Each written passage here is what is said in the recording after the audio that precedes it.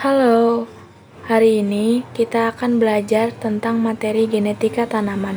Perkenalkan, nama saya Yasmin Gita Anwar dari kelas 3C Agroteknologi Universitas Singapura Bangsa Karawang. Materi yang pertama yaitu struktur DNA. Apa sih DNA itu? DNA adalah untaian panjang berpilin ganda penyusun gen pada kromosom. Di samping adalah gambar dari DNA.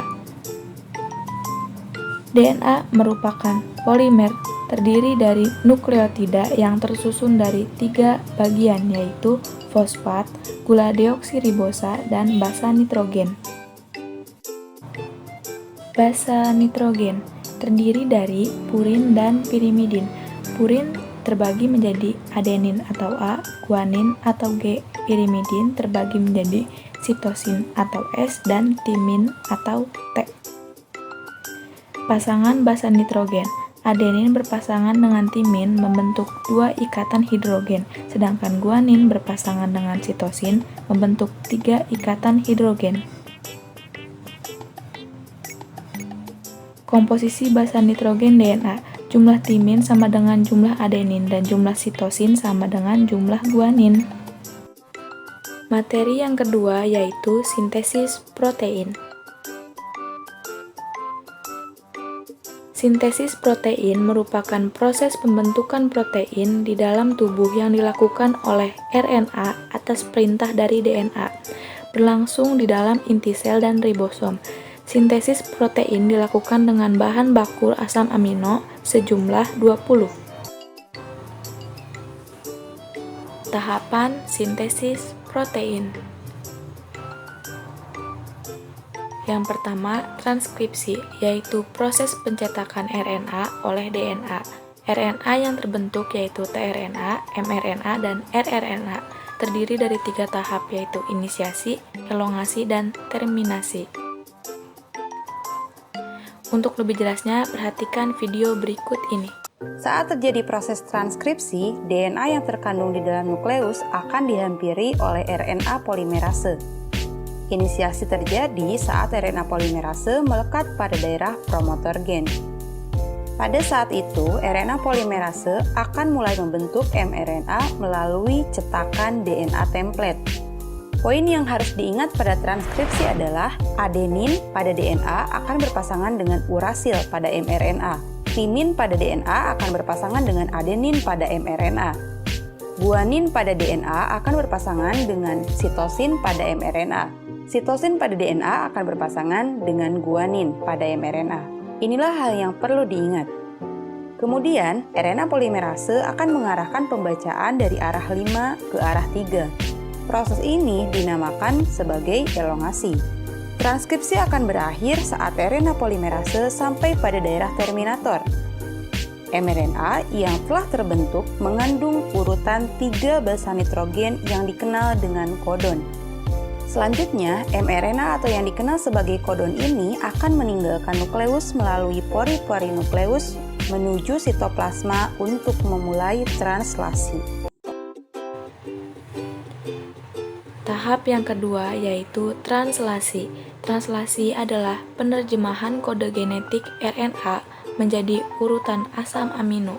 Protein akan disintesis menggunakan kode genetik dari mRNA di dalam ribosom oleh tRNA dengan bantuan enzim sintetase tRNA aminoasil. Terdiri dari 3 tahap yaitu inisiasi, elongasi, dan terminasi. Untuk lebih jelasnya, perhatikan video berikut ini. Setelah menyelesaikan tahap transkripsi, mRNA yang berada di nukleus akan berpindah ke sitoplasma yang merupakan tempat ditemukannya ribosom. Hal ini dilakukan untuk melanjutkan tahap translasi. mRNA ini berperan sebagai cetakan untuk pembuatan protein. Sebagaimana kita ketahui, mRNA mengandung urutan 3 jenis basa nitrogen yang disebut kodon. Sehingga poin yang harus diingat adalah translasi merupakan proses penerjemahan mRNA untuk dibuat menjadi protein. Hal yang harus diingat juga dalam translasi adalah pairing rules atau aturan memasangkan basa nitrogen. Pada translasi, A pada mRNA akan berikatan dengan U pada tRNA. U pada mRNA akan berikatan dengan A pada tRNA. G pada mRNA akan berikatan dengan C pada tRNA. Dan C pada mRNA akan berikatan dengan G pada tRNA. Tahap inisiasi dimulai saat ribosom subunit kecil terikat pada mRNA. Ribosom subunit kecil ini akan bergerak dari arah 5 ke arah 3. Ketika sudah menemukan kodon AUG, tRNA yang membawa asam amino metionin dan antikodon UAC akan melekat pada mRNA. Kemudian, setelah tRNA terikat pada mRNA, maka ribosom subunit besar akan datang dan terikat juga bersama ribosom subunit kecil untuk melengkapi proses inisiasi. Ribosom subunit besar memiliki 3 daerah. Daerah A atau aseptor site, daerah P atau peptidyl site, dan daerah E atau exit site. Saat terjadi proses elongasi, asam amino yang lain akan dibawa pada rantai mRNA oleh RNA transfer dengan membawa antikodon. Untuk dapat mengetahui jenis asam amino apa yang mengkode kodon, maka dapat dilihat pada tabel triplet kodon. Misal, jika pada mRNA kodon AUG, maka asam amino yang terbentuk adalah metionin. Begitupun seterusnya. Selanjutnya, asam amino yang baru ini akan memasuki daerah A. Lalu, ikatan peptida akan terbentuk di antara kedua asam amino pada daerah P. Saat itu, ribosom akan berpindah ke triplet kodon lain yang ada di mRNA. Sehingga, tRNA yang sudah melepaskan asam aminonya akan berada di daerah E dan bersiap untuk keluar. Kemudian daerah A bersiap untuk ditempati tRNA yang baru. Siklus ini akan terus berulang sampai pada tahap terminasi.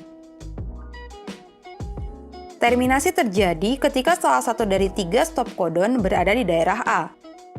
Kodon ini dikenali oleh protein yang dikenal sebagai release factor.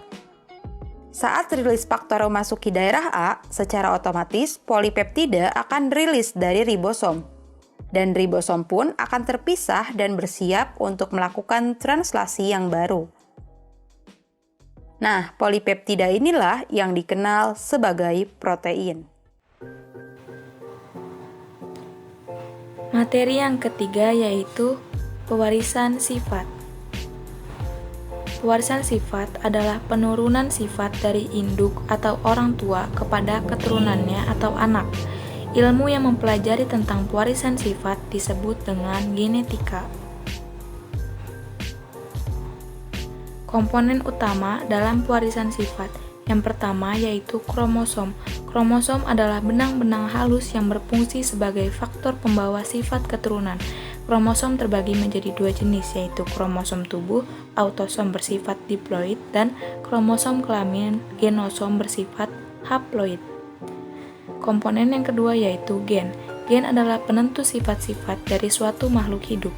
Genotip adalah komposisi dan susunan gen atau sifat makhluk hidup yang tidak terlihat yang nantinya akan memunculkan sifat fenotip. Fenotip adalah sifat makhluk hidup yang dapat terlihat, merupakan perpaduan sifat genotip dan lingkungan. Faktor yang mempengaruhi fenotip pada pewarisan sifat yang pertama yaitu karakteristik kromosom, yang kedua karakteristik gen, yang ketiga nutrisi, dan yang keempat kondisi lingkungan. Sekian video dari saya, kurang lebihnya mohon maaf. Terima kasih.